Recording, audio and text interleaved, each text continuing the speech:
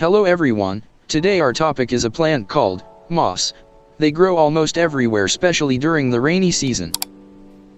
Moss, any of at least 12,000 species of small non-vascular spore-bearing land plants.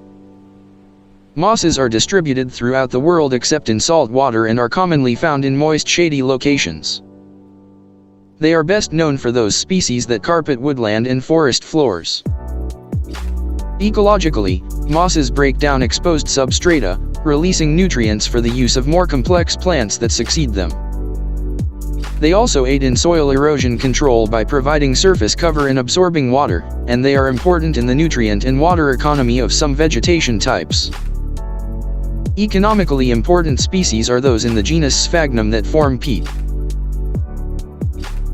Mosses existed as early as the Permian period, and more than 100 species have been identified from fossils of the Paleogene and Neogene periods. Muscites, Protosphagnum, Paleohypnum, and other fossil mosses are similar in structure to modern genera.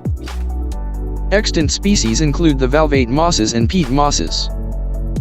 The large subclass Bryonidae constitutes most species of mosses, but the subclass Polytrichidae also has some important members. Other, smaller subclasses are represented by only a few species.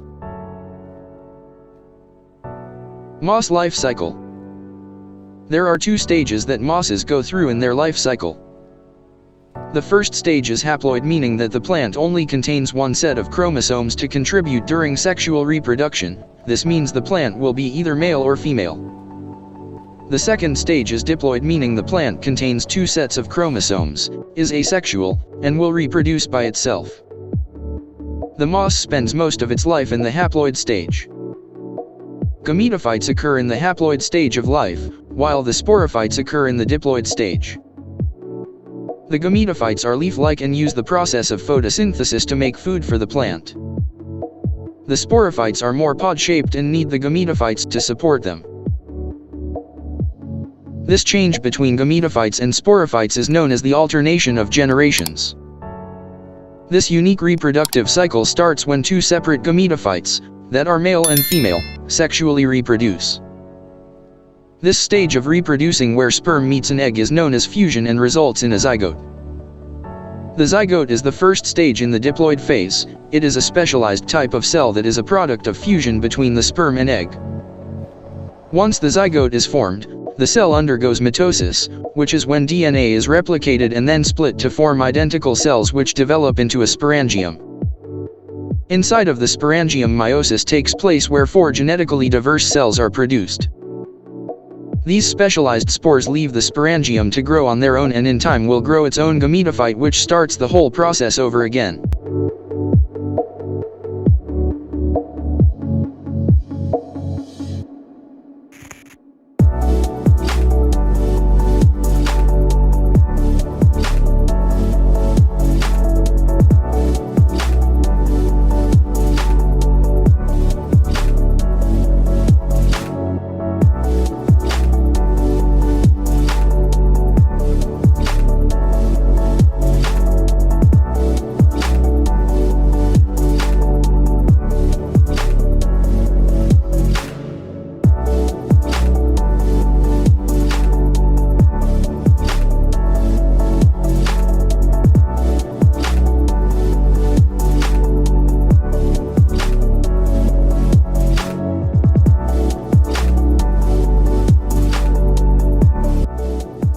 You can see some amazing pictures are captured under my microscope.